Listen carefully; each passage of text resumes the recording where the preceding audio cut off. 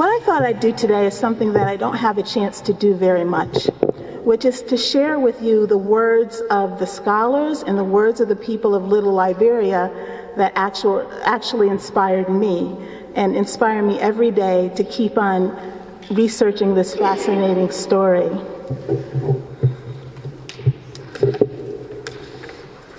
So I'm going to start out with a letter that was sent back in 2008 to the mayor of Bridgeport from Brent Leggs at the National Trust for Historic Preservation. And he wrote a letter in support of the Freeman houses. This little drawing was done by Charles Brilvich, who, as the city historian, actually found the houses and researched and discovered the story. Brent Leggs wrote, "I am writing on behalf of the National Trust for Historic Preservation to express our support for the preservation of the historic Mary and Eliza Freeman houses in Bridgeport, Connecticut. As you are aware, these two historic buildings are rare and irreplaceable evidence of African American life prior to emancipation and should be considered a site of national significance worthy of careful stewardship and protection. Listed on the State and National Register of Historic Places, the circa 1848 Freeman houses should be considered some of Bridgeport's most significant architectural resources. As I work to advance African American preservation across the Northeast region and to identify sites worthy of our assistance, this example presents a rare and unique opportunity. With the loss of most African American architectural histories due to urban renewal, it is even more critical that extant sites of importance to African Americans are preserved. Although these houses may be seen as simplistic architectural forms, wood frame structures, they are the last extant examples remaining from a community, Little Liberia, circa 1822, and are the oldest houses built by African Americans in the state of Connecticut. These buildings must be considered irreplaceable. The Freeman houses, they're not just cultural assets of value to Bridgeport. They don't just tell a Bridgeport story. As we encountered different researchers, we found out that they tell a Connecticut story, they tell a New England story, they actually tell a story of the Atlantic region. So this is what the houses look like today. And it might not look like we did very much, but we've actually spent over $250,000 on the houses, doing temporary shoring up and some preservation. We also took down non-historic additions to the homes. So they've also had some temporary weatherization. We need to move forward, obviously, with the restoration of the houses. They were built in 1848, which coincidentally is the year that slavery ended in the state of Connecticut. And I often wonder if Mary and Eliza timed the building of their houses for this momentous occasion. This is what the houses will look like after restoration. And I have to thank a certain architect who reached out to me, Mr. Silvestro, for updating the drawings because we have plans. And as time went on and we did archaeological studies of the site and deconstruction, we found out what the houses actually looked like. And this architect was kind enough to feature the houses in his journal corridor, and also to take the actual architectural drawings that were done by a previous architect and turn them into these renderings. So this is what we expect the houses to look like after restoration.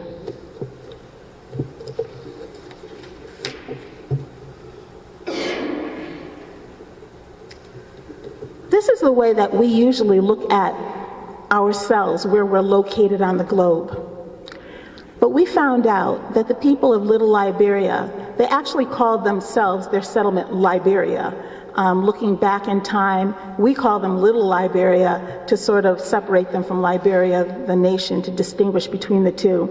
We tend to see the world like this, but we found out that the Little Liberians prospered as a community because they had a different point of view.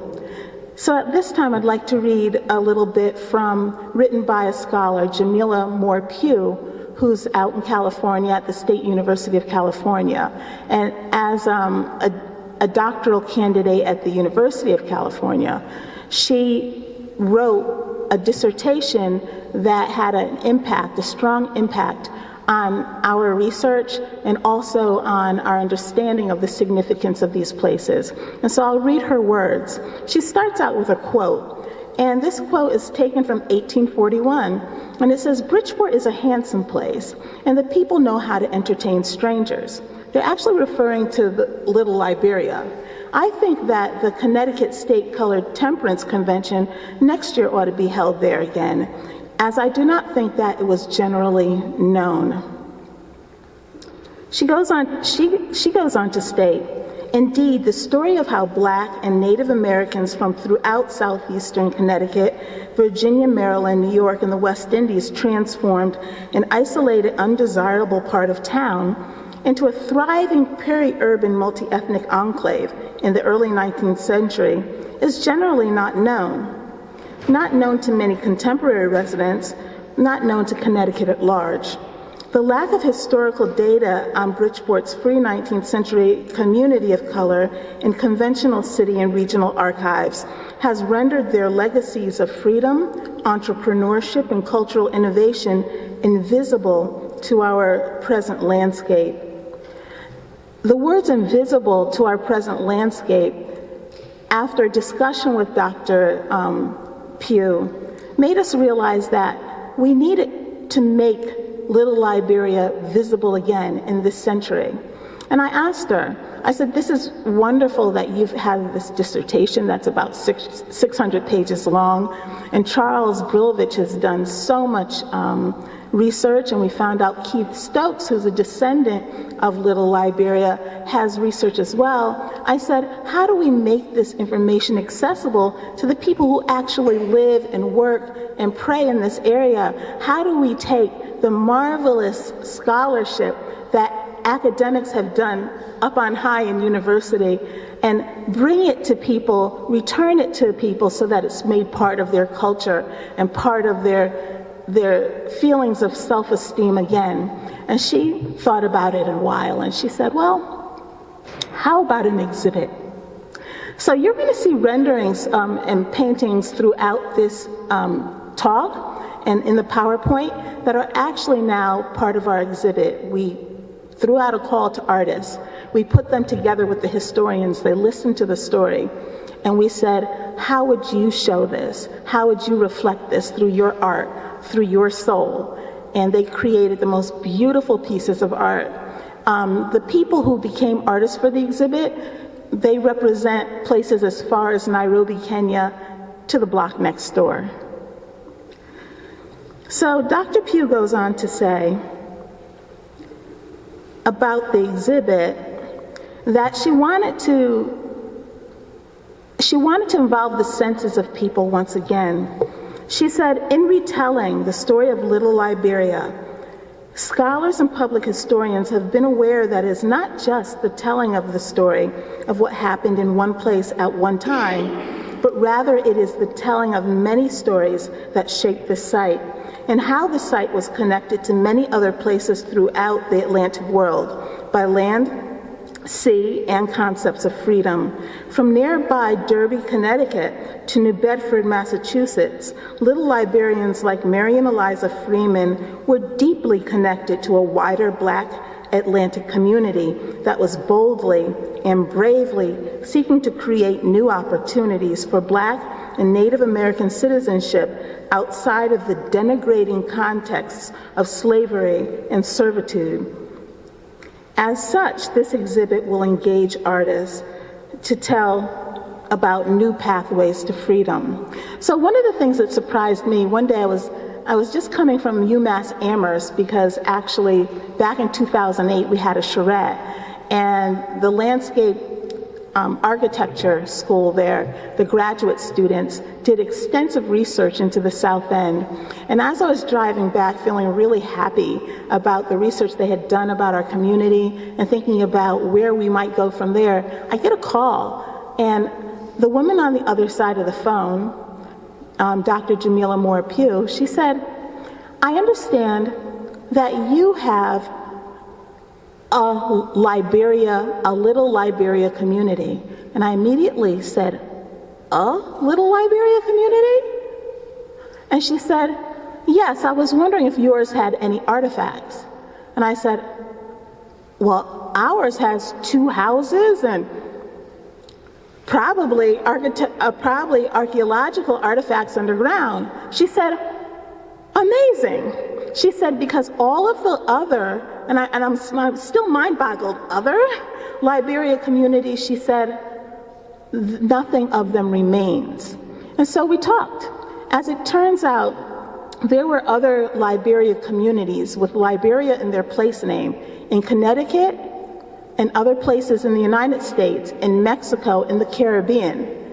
And so what she was studying is, she wanted to know if they were connected, and she wanted to know if they had similar concepts and how they looked at the land that they decided to inhabit, what it looked like through their vision, through their eyes, how they made a geography their own, how they made a place for their people their own. And I was surprised, first of all, and just shocked. As it turns out, our Liberia community was part of an Atlantic connection of communities of free people of color. They not only knew about each other, they sailed and they had trade between one another. So there were certain, during slavery, free black communities that passed news along, they passed stories along, they gave work to each other, and they were connected. They were connected by black seamen, sometimes referred to as blackjacks. Okay? So what we found is that little Liberia, they prospered because the men worked at sea. So we look at our continent and our world like this. This is how the little Liberians looked at it.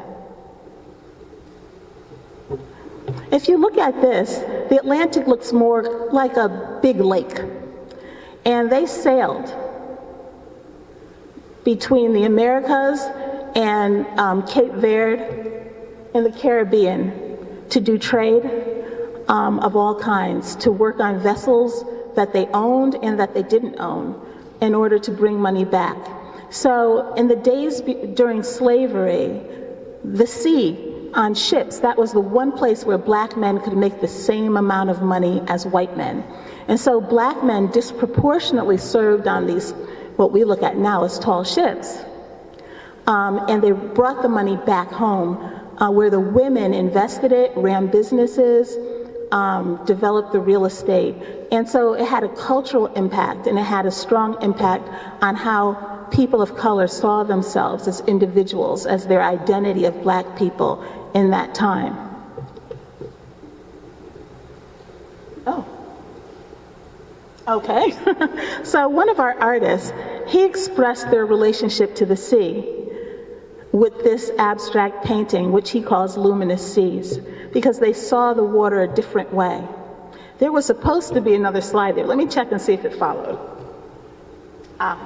Okay, it did. So what we saw is that the people of the Liberia community in Bridgeport, they basically used the same triangle that was being used to enslave 90% of their brethren. They used it to bring freedom and to bring prosperity to the Liberia communities and to these free settlements of people of color.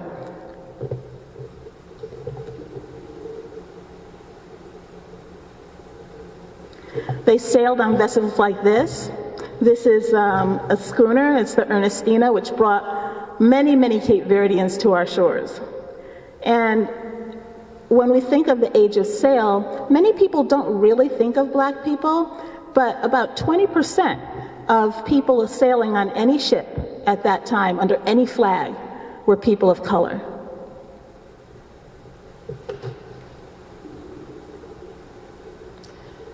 So, learning about this history, we wondered how a community that looks like this today, because this is what the Little Liberia area looks like today, looked in the past.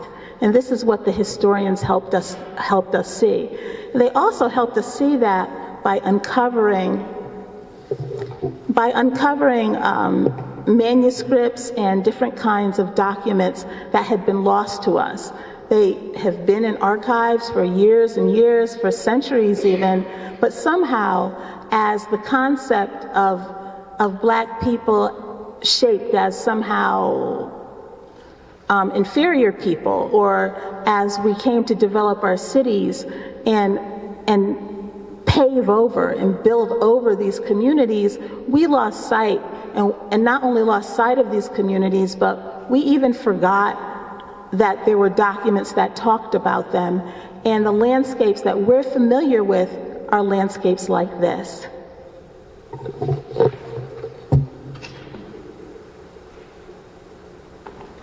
Oh boy, time's going fast. All right. So I'm going to take the time to read something rather lengthy. I'll read it pretty quickly, but it's really worth hearing. So Jamila Moore Pugh was digging around in archives, and she came across an 1854 letter written to Frederick Douglass, and he thought enough of it to publish it in his newspaper. And here's the letter. It was written on September 1st, 1854. My dear Douglass, it has been long since I have written to you. I have not been in attitude for it, nor am I now, and yet further delay seems unnecessary. To begin then, somewhere about the middle of August, I turned my face from toiling care and sought for refuge and recreation at some point distant from Gotham. I found all I required in the flourishing little town of Bridgeport, Connecticut. Others may talk of Newport and Saratoga, of Cape May and Nahant, of Sulphur Springs and Massadonac. These are for white aristocrats and Black servants. But the Duncan House, Bridgeport built, owned, and kept by A. Duncan, the place where I rested from my labors, is yet to eclipse all these. This new and excellent hotel is located in the best spot in the town, overlooking the bay, the city, and the adjacent country. No other hotel in Bridgeport is thus so finely situated, and as a place of resort and unalloyed pleasure, it offers advantages to the people of color beyond any other yet extant. Bridgeport gathers up in her grasp various railroads and other communications, and thus permits easy access to her bosom. Hence, gentlemen may bring their families up here and return to their business, and if residing no further than the vicinity of Gotham, may glide to and fro without difficulty, and enjoy at the same time a few hours of unrivaled atmosphere, a sea bath, and the society of their families and friends. I found many of the best families of New York and the suburbs staying, boarding, living here in the very elegance of enjoyment. So this is a Black resort hotel for wealthy Blacks from New York City. So when he's referring to Bridgeport, he's referring to Liberia. So Liberia, Little Liberia, actually predates the incorporation of the city of Bridgeport by several months. So when he's talking about Bridgeport, he's talking about a Black settlement. He's talking about Liberia.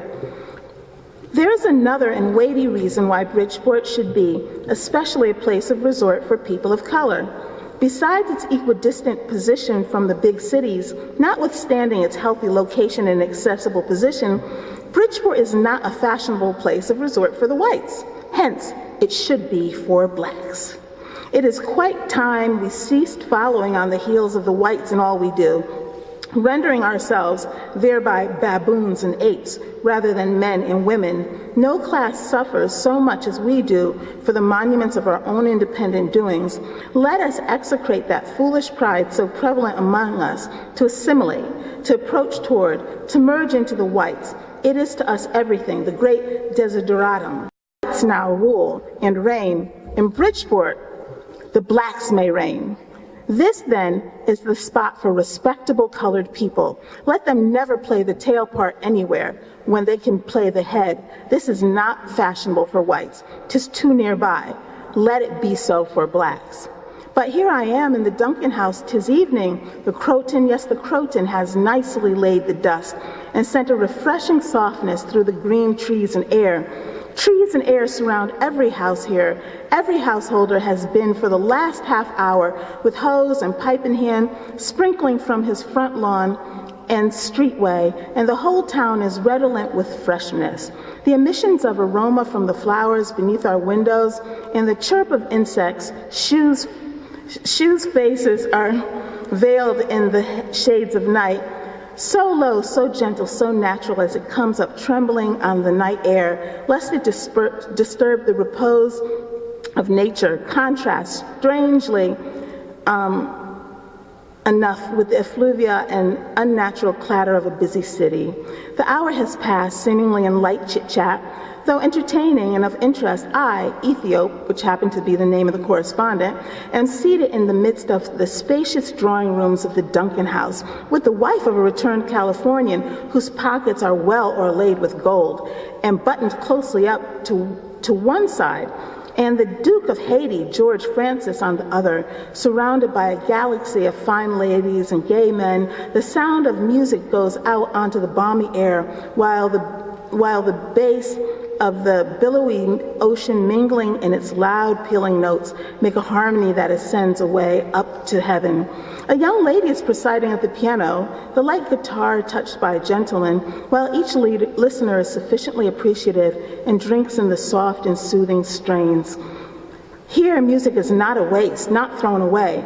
I would that some of the egregiously ignorant whites, ignorant I mean, of the elegant attainments, polished manners, and fine talents of the blacks were here at this moment, not for our sakes, but for their own as well.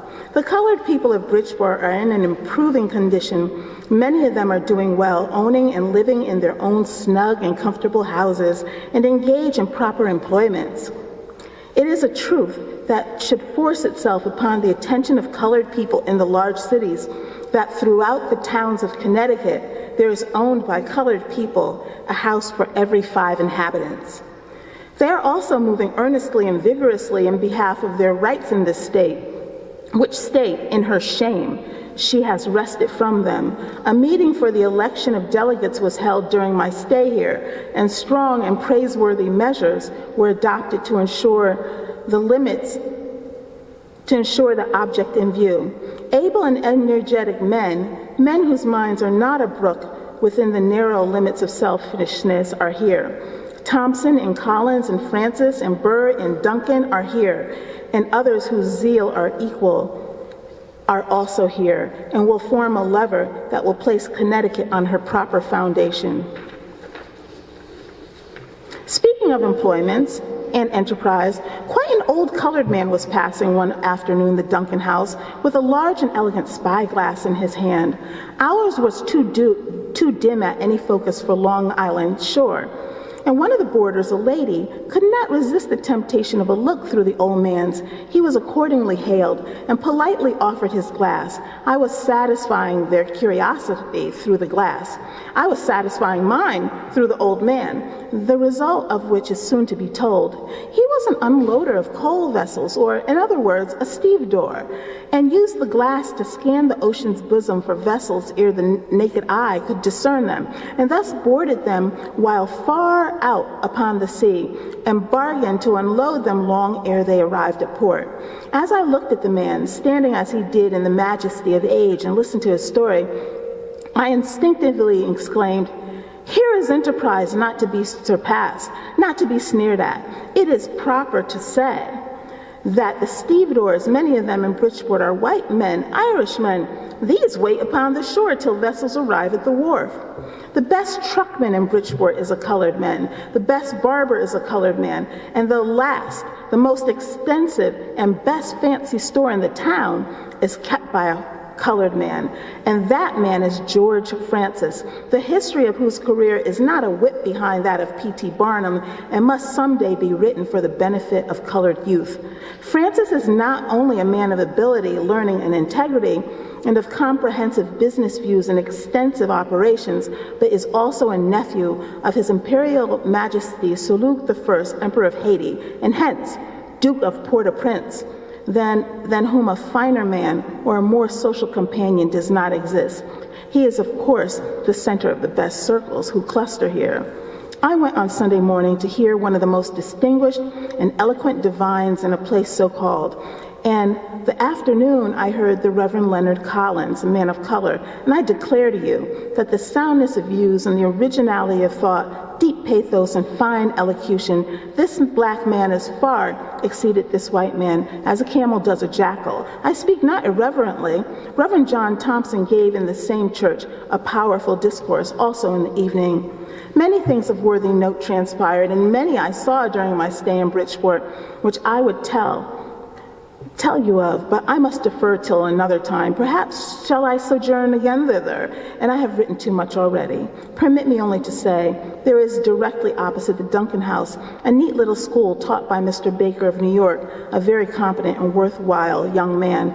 More anon, yours truly, Ethiop. So, Bridgeport was perceived at one time as a black city, and Bridgeport, Connecticut has black roots.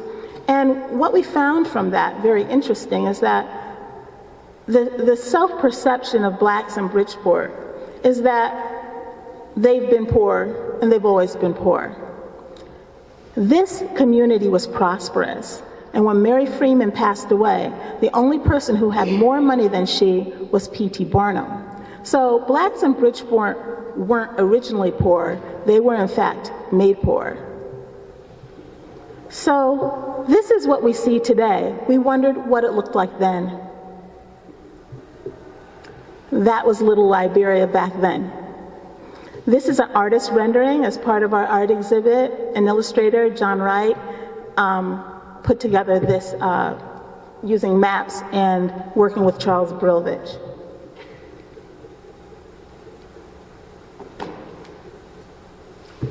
So it begged the question, in terms of our concepts, in terms of understanding, at a time when blacks in the United States were living like this, and these are the pictures that we saw. Because if you ask most people, how do you picture African Americans in the 1800s? They view slavery, and in fact, as I mentioned, 90% of the brethren of the Little Liberians were in slavery. So there's a juxtaposition. At a time when people were living like this, Bridgeport's Little Liberians looked like this. At a time when this image is just engraved in our mind, we had William Sherman, a shipbuilder and first mate, and perhaps a sea captain, who looked like this. At a time when African American children were brought in the holds of ships, we had ads for people of color that looked like this.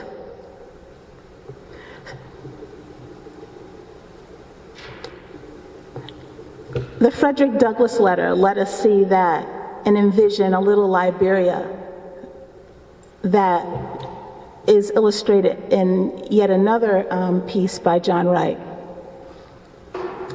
So we wondered how the two communities, or the two worlds, what their relationship was. And what we found is that Little Liberians worked very hard not only to achieve what was just and right in their own Bridgeport community, but they advocated for the same thing when it came to the Civil War. Many Little Liberians fought in the Civil War. Not only that, we found that they had actually assembled a fund. They were planning to bring refugees out of the South to stay in this Bridgeport community.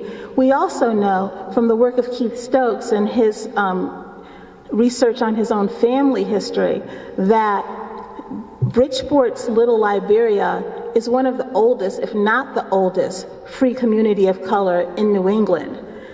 There were other communities that maybe had a couple of buildings or they were maybe established by whites. But this community had over 36 structures, and not only that, they went out of their way to create an economic base so that they could have their own self-determination. So they wanted to have what they needed to succeed. They gained real estate, they built on that real estate, and Little Liberians actually during their sale and their communication with others, they asked people, they asked people to come and invest, and they did. So that's how the nephew of the Duke of Haiti, the Emperor of Haiti, came to be there. There were Jamaicans there. There were Cape Verdeans there. As people sought freedom and left the South, they established themselves in this Bridgeport community and were helped. They were trained, and they could either stay there and take root there, or they could move on to other places, get their footing and freedom and move on to other places. So this community, this Connecticut community that existed in Connecticut while Connecticut had slavery, in Connecticut while the U.S. had slavery, it seems, the history seems to be telling us that they were intentionally trying to create a free city for blacks on American soil. So the name Liberia means free land. And at first we thought, well, they just named the place Liberia because of the activities in Liberia, the nation. But what we're finding is that they intentionally created a place where people could be free to follow their God-given talents, where you could live with your family, and where you could determine what your identity was. So this community was both Native American and African American. The families had intermingled for many, many years.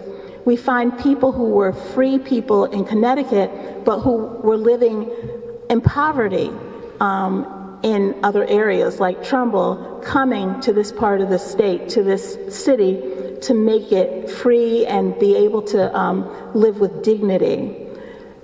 And it was really interesting because Nero Hawley, who served with George Washington at Valley Forge in place of his owners, the Hawley family that has a homestead in Trumbull, he fought in the war and was set free as the Hawleys had promised. It took him 20 years to free his family. His grandchildren came and were founders with Joel Freeman, Mary and Eliza's brother, of Zion, the Zion Church, which Walter's Memorial AME Zion is the descendant of that church. And it's really interesting that free people needed to create a place of their own in order to live and to enjoy prosperity, because freedom for blacks back then in Connecticut was more like apartheid in South Africa. So those were the buildings Charles Brilvich very painstakingly assembled by looking at titles and deeds and wills. What we did is we decided, well, let's dig around our site in this community. We found artifacts that told us about everyday life. We brought the artifacts, the history, the documents together in an exhibit that is about half installed at Housatonic Community College. And we invite all of you to come and see the exhibit if you're interested in learning more. This is a piece by one of the artists, Duvion Montoya, out of Easton, Connecticut. And this is how he envisions Little Liberia in its spirit. He's depicting the Freeman sisters, Mary and Eliza. It's called Pillars of Freedom. And this piece is called Ethiop by another artist, Richard Patton from Bridgeport, Connecticut. And he put the whole experience together in a collage with gold leaf. So I do hope that you'll come and you'll see the exhibit, you'll visit our website, and thank you for having me here today.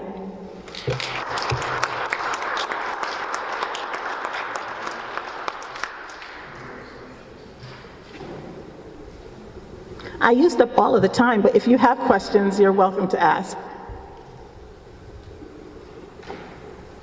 Okay.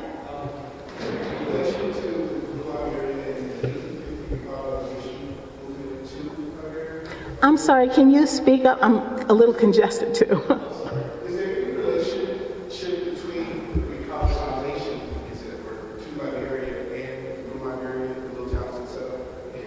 We don't think so. We know that they knew about that because New Haven was nearby, but we don't believe so. We're wondering, though, in time, two churches developed. The church broke into two, and we're wondering if maybe the members of one church favored recolonization and the others did not. It's a question that we want to ask. But the thing to remember is that the founders of Little Liberia had lived in Connecticut for generations, and they were also intermarried with Native Americans. They wouldn't feel any need to go back to Africa because they had been away from Africa a long time. But the men who sailed had seen so much of the world, and they seemed to develop an identity of what it meant to be a person of color. Some of them even showed up on Indian rolls at the beginning of their life, but clearly identified as black later on. So we're also interested in the concept of the identity of truly African Americans that seemed to come together during that time. Yes? Where did you dig to find those particular pieces, the artifacts that you showed? Oh, the artifacts that we found, I wish we could have dug, but actually, should have digged, right? I wish we could have dug. Actually, archaeologists, the state archaeologist at the time, Nick Bellantoni, came and completely surveyed the site. There are two areas of interest in the back, behind the houses. But these pieces we actually recovered during deconstruction. So in taking down walls and pulling up floors, these things were just there. And it's a really interesting story too, because it's really important to us to generate and redevelop the area and to play a role in finding employment and training for people in Bridgeport. And so this was actually a program that we partnered with Greater Bridgeport Community Enterprises, and we took in people who were displaced workers and taught them skills that had to do with preservation contracting, because it pays something like 40% more than regular contracting. As part of that, we did an archaeology and preservation module. Nick Bellantoni told me that if any other crew had conducted the deconstruction, all of those artifacts would have been shattered and destroyed. He said it was a testament to their dedication and to their understanding that they brought those artifacts in whole. They also documented, filled out the sheets, and really fell in love with the project. When I would come to the trailer in the morning, they would have research done, and they would quiz me. And they said, well, let me ask you this. And they would be researching at the same time. So yeah, we found those just from the deconstruction. Dr. Bellantoni tells us that anywhere that we dig on that site, we will bring up something. And he did test pits as well. Everywhere he did a test pit, he found more artifacts. This site hasn't been changed, hasn't been built over since the 1800s. So if it had been, or if the houses had been demolished, we would have lost these material, the material that tells us about the way people of color lived in the 1800s. What led to the decline? What led us what? What led to the decline? Okay, that's a good question, and we're one that we want to research. But there are several things that led to the decline of the community. The first one is the industrialization. It was actually related to the end of slavery and the Civil War. So, as most of you might know, people in Connecticut, institutions in Connecticut were invested in the South in slavery, and they had to find a way to transition to something else. And P.T. Barnum was a big part of that. And he decided to make Bridgeport sort of the Silicon Valley of industrial times, and then found inventors and people to come in. And he offered them land. And part of the land that he offered was Little Liberia. And so some of the people were displaced by the industrialization. Some people died in the Civil War, and so they didn't come back. But the area kind of slowly declined as opposed to completely disappearing. So even late in the 1800s, it was pulled together. The people sold off part of their land too as time came. Mary Freeman sold land to the railroads to be used as rail yards. So you have her to thank for the development, the eventual development of Metro North. Thank you, Mary. And so over time, I mean, P.T. Barnum brought in part, and as they displaced people of Little Liberia and built houses for the immigrants, these were white-only houses. This was white-only work. So people were forced then into other areas of the city that were developed by whites, and instead of owning their land and making mortgages to each other, now they were paying whites to live in houses in other parts of the city. So we see a decline. We haven't completely documented it, but that's part of the reason. Plus, also, black men lost their sailing credentials, so they couldn't make the money they had been making at sea. Those were yanked, so they had to do things like work on ferries and do sort of cooking on local vessels, because the government actually took their sailing credentials back. So we think that all of that contributed to the decline, and there was a recession as well.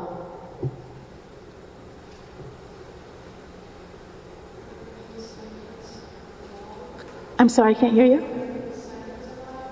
Can you repeat? Are there any descendants alive? Well, that's an interesting question. There are descendants alive. Keith Stokes, who is a native of Newport, Rhode Island, and who is a researcher in his own right, and has documented a great deal of his history. We didn't realize he was on a parallel research path until he came and showed us. So he's a descendant of people who lived during the actual high point of Little Liberia in the 1840s, and his family was brought there as they were freed from slavery, and they came through Philadelphia. And so he's the one who researched a lot about people from the Underground Railroad actually ending up in Little Liberia. So there are descendants. There's also research being done by a class of Dr. Jamila Moore-Pugh's out in California, and that's exactly what they're researching. They're taking the names and they're researching descendants. I found out that I'm a descendant. Who knew? You know, I didn't know at all until last year. But my family came later, so they weren't a part of the families who were there early in time. My family came from Virginia. I found them in the Greenwich census in 1880 with their children born in Connecticut in the 1870s. And then we see them come to Bridgeport, and lo and behold, where did they go? They ended up in Little Liberia in early 1880s. Yes? Could you say more about what the plans are for the site and what's going on? What our plans are for the site. You want to know more? Okay, so the houses are listed on the National Register of Historic Places, and they are considered extremely significant. What we plan to do is to have a museum and a research and education center, and we've been talking a lot to with people in terms of what the concept is. We would like the houses to be the centerpiece of a much larger center. So the idea isn't just to have house museums that people can walk through, although that's what the community told us they absolutely wanted. We need to have a center that is more sustainable and also looks out for the education and cultural needs of the local population and the scholars who are devoted to this. So the center would be one that offered digital humanities, that offered opportunities for scholars of these unknown chapters of African American history, especially of Connecticut history, history of African Americans and Native Americans in the Bridgeport area. We want them to be able to have a place to call home. By the same token, we realize that people can't enjoy their history if they can't read. So a few years back, the Department of Education estimated that 68% of Bridgeport adults were functionally illiterate. So how can you understand and enjoy your history? How can you take part in civic society the way little Liberians did if you can't read? So we would like to have a center that focuses both on public humanities, that gives scholars a place to both conduct and share their work, and has reading intervention, so really fast-paced programs that improve reading in a short amount of time. And then the rest of the center would be a museum and a cultural center, and we also will have some housing. So right now we're contemplating business plans to figure out how to make this center sustainable.